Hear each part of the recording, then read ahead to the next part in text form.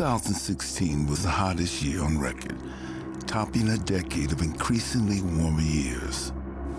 Powerful storms, heat waves, rising sea levels, melting glaciers, declining ice caps, and drought stalked the planet. There's anywhere from a 97 to 99% consensus among the world's scientists studying this problem that climate change is real and human-caused. The office of President of the United States. Yet how did a climate change denier get elected President of the United States? Trump's win has created a fossil fuel field day. Donald Trump has claimed that climate change is an expensive hoax. This summer, he announced the United States was pulling out of the Paris Climate Accord. The bottom line is that the Paris Accord is very unfair at the highest level to the United States. Even before that dramatic move, Trump had already signed an executive order rolling back former President Barack Obama's climate regulations. It reverses the previous administration's Arctic leasing ban. Trump wants to see a revitalization of the coal industry. Over the past 2 years, I've spent time with the miners all over America. He plans to scrap NASA's climate research program and has approved the Keystone XL pipeline, which would route oil from Alberta's tar sands to the Gulf of Mexico. When completed, the Keystone XL pipeline will span 900 miles. Wow. He has also set out to gut the Environmental Protection Agency. First of all, I want to congratulate Scott Pruitt, who's here someplace. Where is Scott? Appointing a climate change denier, Scott Pruitt, to run it. Pruitt has been a skeptic, is the term that they like to use of climate change. Human activity on the climate is something very challenging to do, and there's tremendous disagreement about the degree of impact.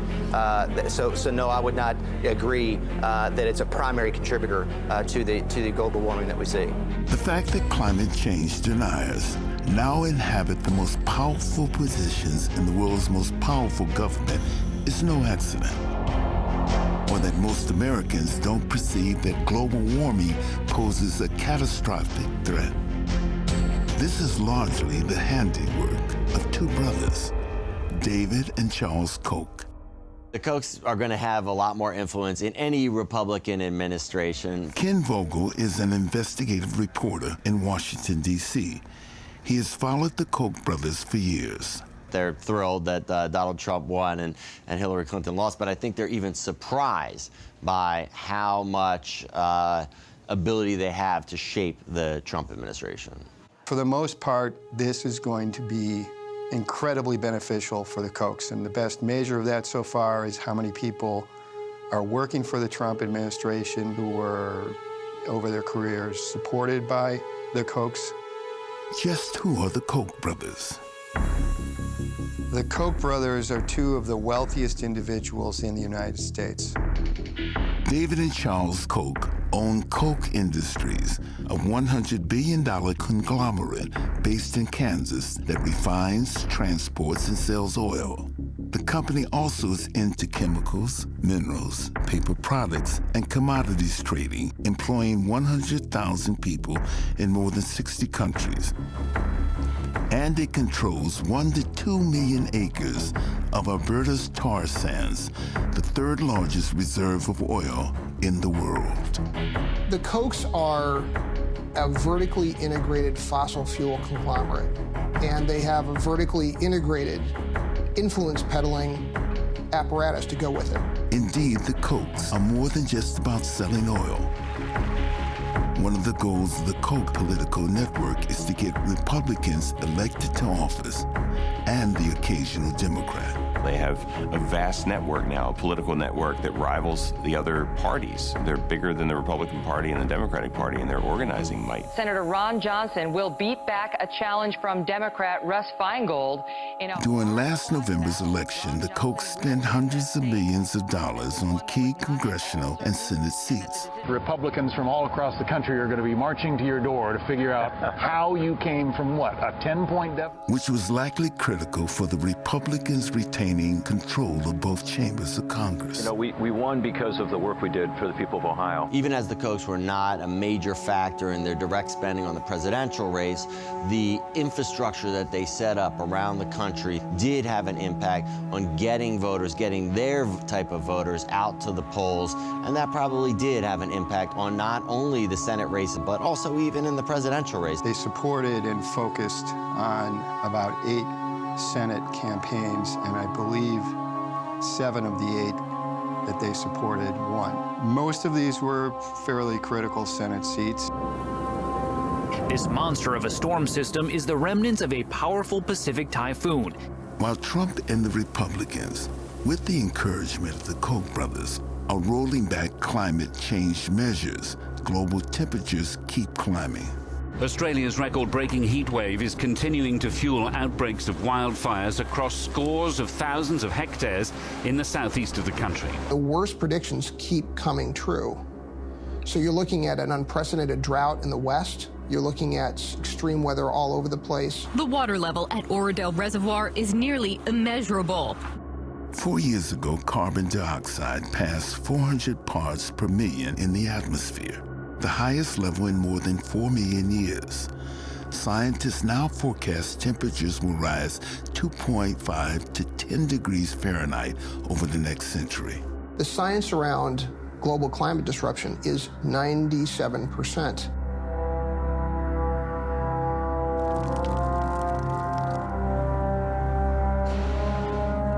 While NASA predicts this will mean more severe weather and impact on communities worldwide, the U.S. Republican-controlled Congress and Senate refused to take action, voting down the McCain-Lieberman climate change bills and refusing to vote on the Paris Agreement.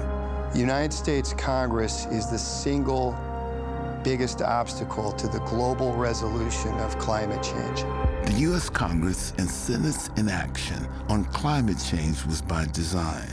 That gulf between scientific opinion and public opinion has been bought with hundreds of millions of dollars of special interest money. In the mainstream media, Chris, there is a denial of the growing skepticism in the scientific community about global warming. The campaign to sow doubt about climate change and prevent meaningful action began decades ago, particularly as the science became more certain. Your party wants to be credible on science. You've got to accept science, do you? Yeah, I always wanted to play and inherit the win. But in 1988, NASA climatologist James Hansen testified in front of Congress. The greenhouse effect has been detected, and it is changing our climate now. Climatologists like Michael Mann at Penn State University discovered that temperatures had risen by 1.4 degrees Fahrenheit since the late 1800s.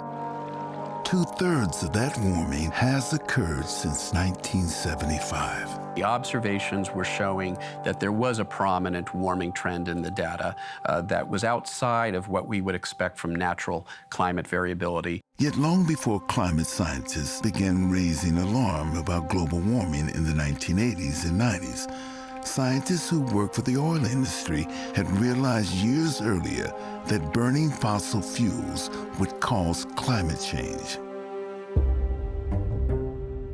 From what we understand, the oil industry was aware of climate impacts and climate science decades ago. ExxonMobil in particular was actually conducting cutting-edge climate science research decades ago. Exxon scientists warned the company this warming was caused by burning fossil fuels and that the consequences would be catastrophic.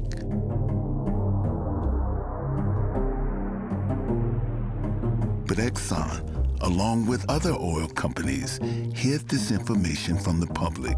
The oil industry embarked on a campaign of deception and disinformation. The whole strategy is about creating doubt, making the public, making politicians, making political leaders feel that we don't really know for sure whether or not this is a problem. Harvard University science historian Naomi Oreskes studies how the oil industry creates doubt about climate change. So if you can create doubt in people's minds, you can delay action. So that's what this is all about.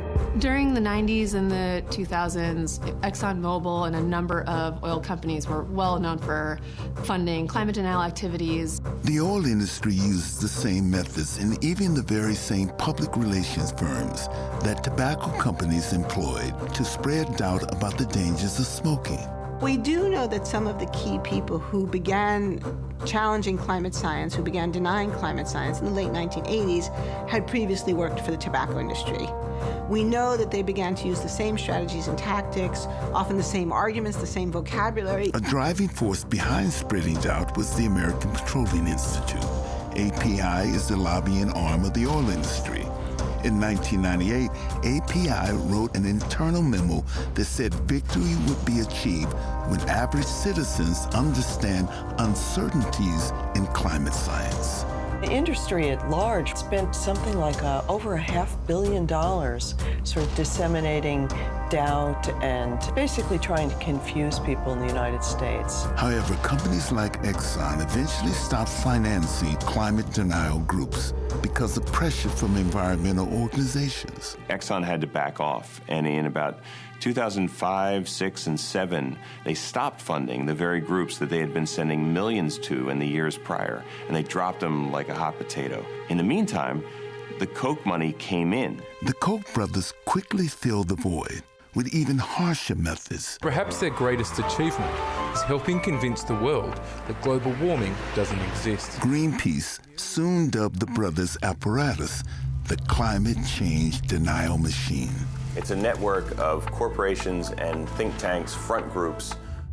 They are arguably the biggest sugar daddies of the fossil fuel front groups that have gotten tremendous traction. Charles Koch has said that even if the planet is warming, it will not have catastrophic consequences, and argues climate scientists' models for future warming are faulty. The Koch brothers have spent, at this point, $80 million on climate denial front groups. That money has been focused at both the federal and state level. The Koch brothers' politics was shaped by their father, Fred Koch, a chemical engineer who grew up in Texas and seems to have had few scruples. Back in the 1930s, Fred invented a new kind of technology to refine oil. He had a hard time getting work in the U.S., and so he tried to find work elsewhere in the world and ended up selling his process to very unlikely sources. Jane Mayer is an investigative reporter for the New Yorker magazine in Washington, D.C., and author of Dark Money, a best-selling book about the Koch brothers. Quite ironically, given that Fred Koch became one of America's most right-wing anti-communists, he made the beginning of his fortune by setting up oil refineries for Joseph Stalin. Another early customer for Fred's technology were the Nazis in Germany after 1933. He ended up building a refinery for Adolf Hitler that had to be green-lighted specifically for Hitler after he became chancellor in Germany. It became very important during World War II. Fred eventually set up Koch Industries in Kansas, investing in oil refineries. He had 4 sons. 2 of them, Charles and David, eventually took over running his company.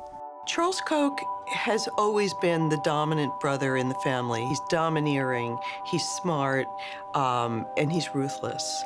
And his younger brother, David, has been sort of more good-natured and going along with him. But the brothers also embraced their father's distaste for government regulation.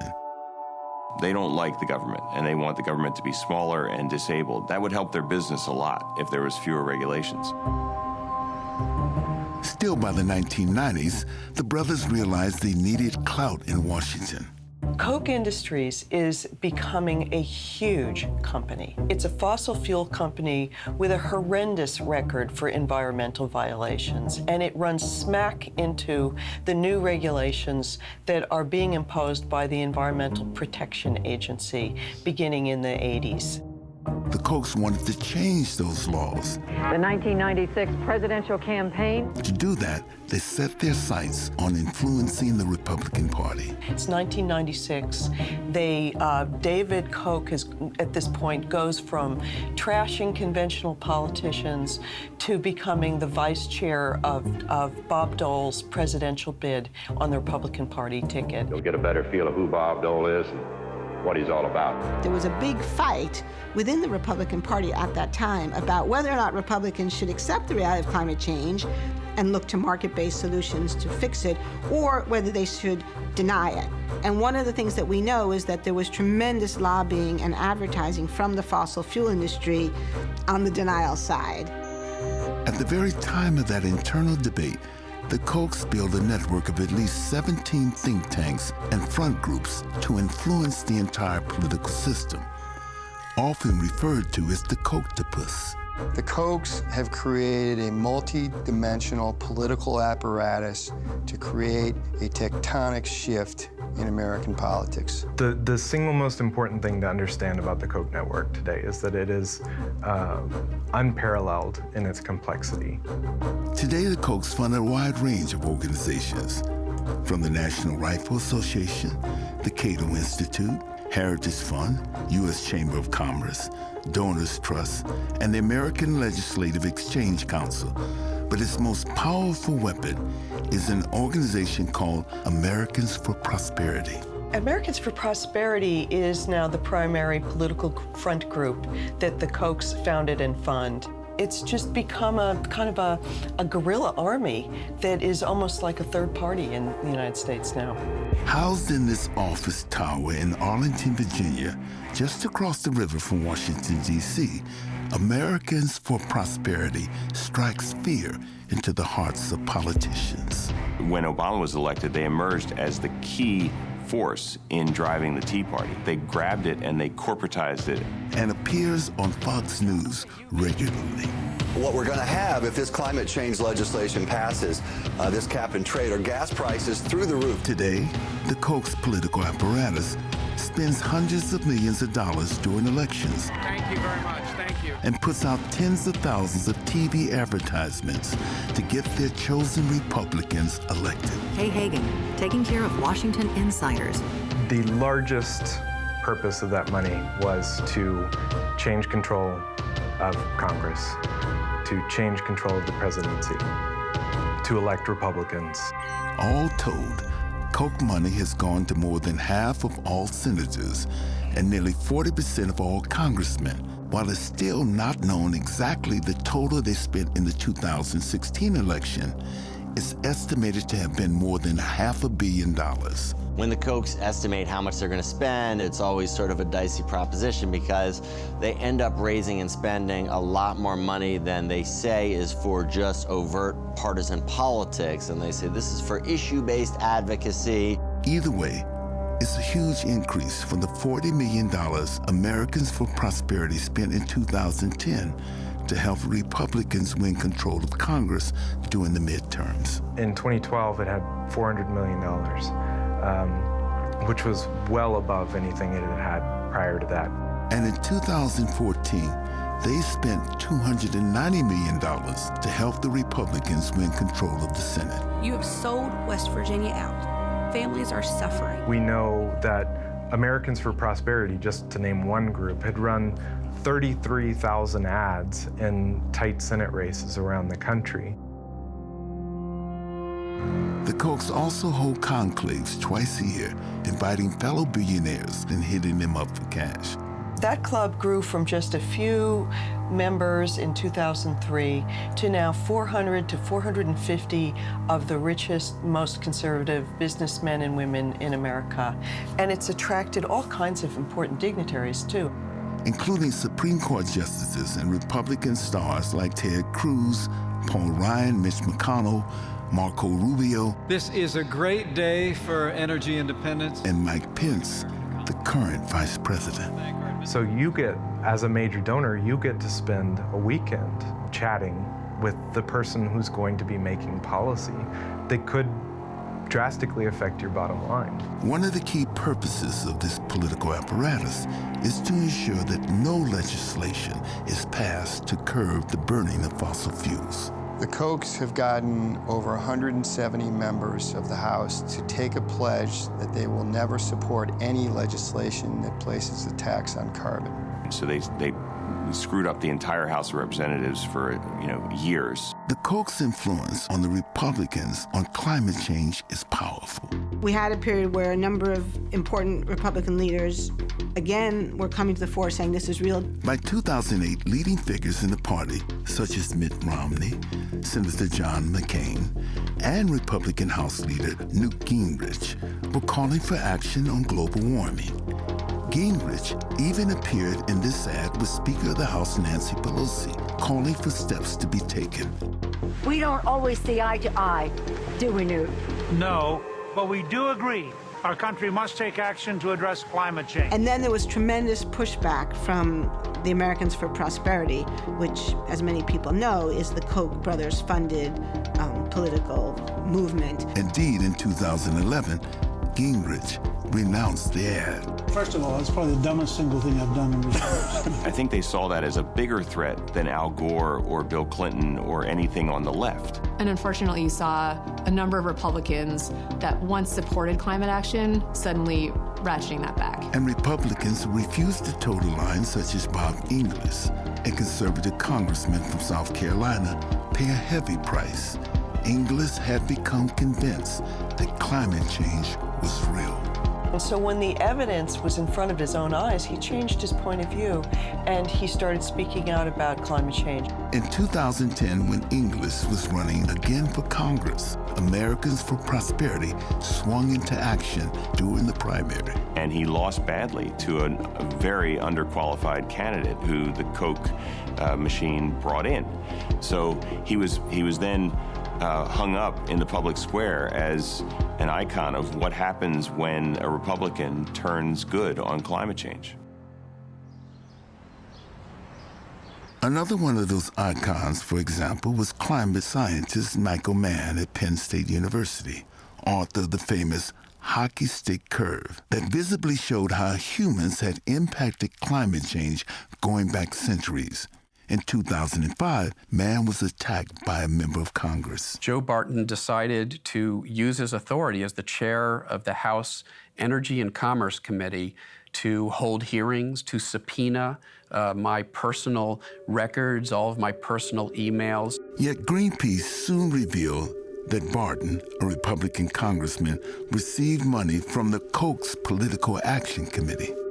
And they attempted to smear me in op-eds in conservative-leaning newspapers. While the Kochs were attacking legitimate climate scientists, they were funding scientists who denied global warming was caused by burning fossil fuels. And I've been receiving money from whoever that wants to give me money.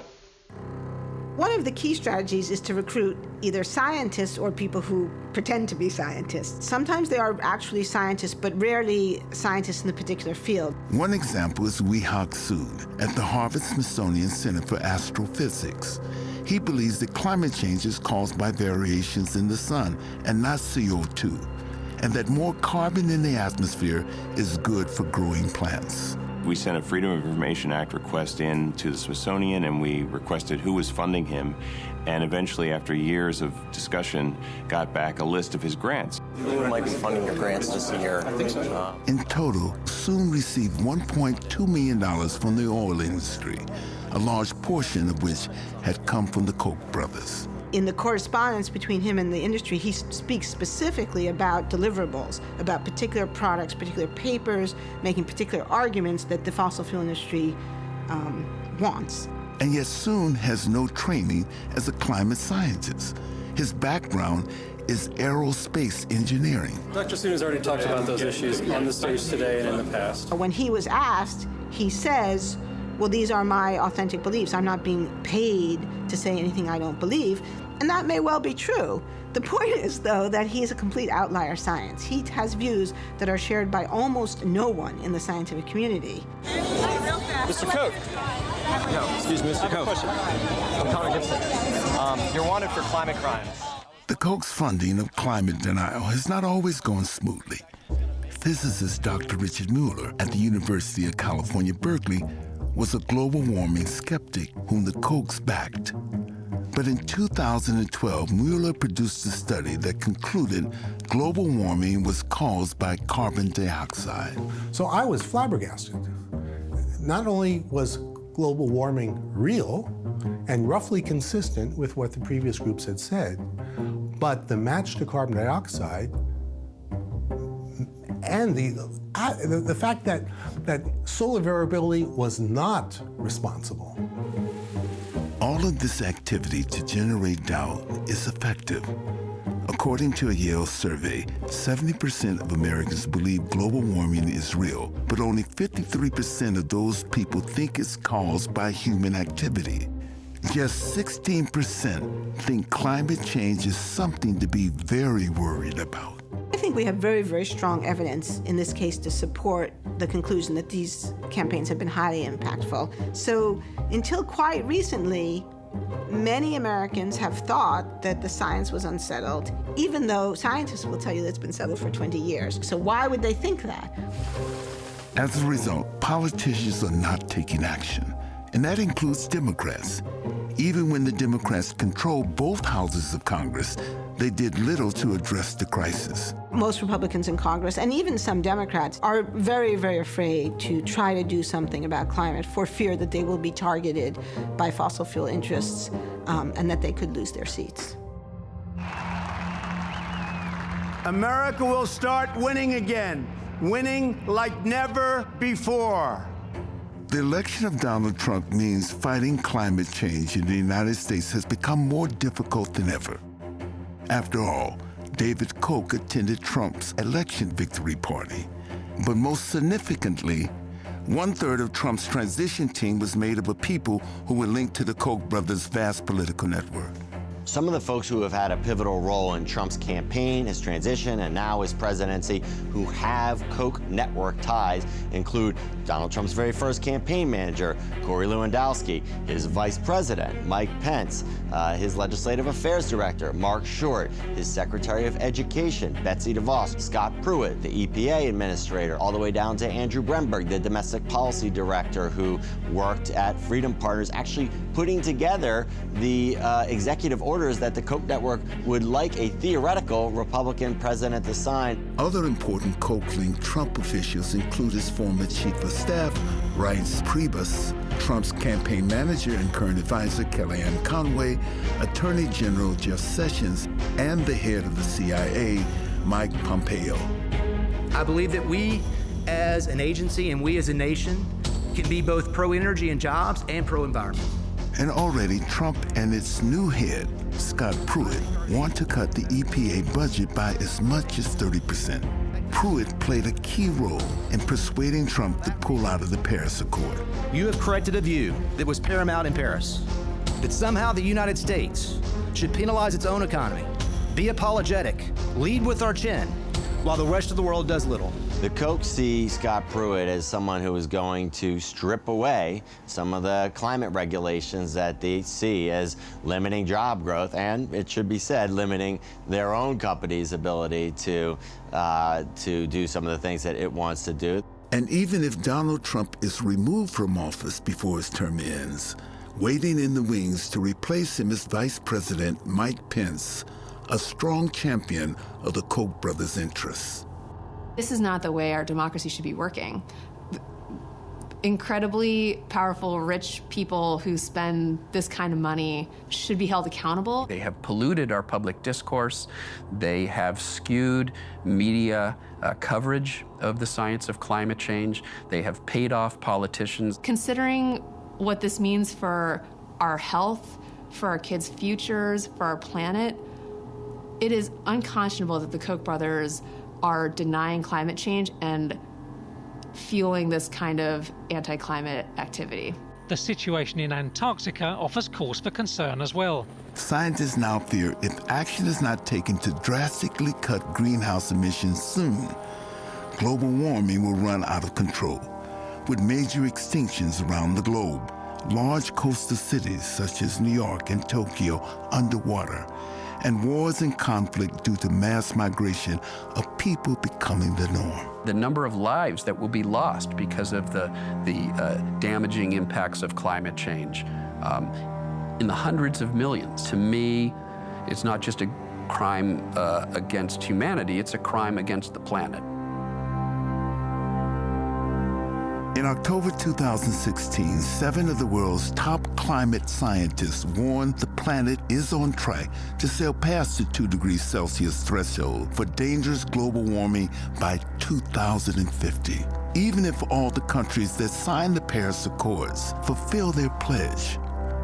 That model was created before a climate crisis denier was elected president of the United States.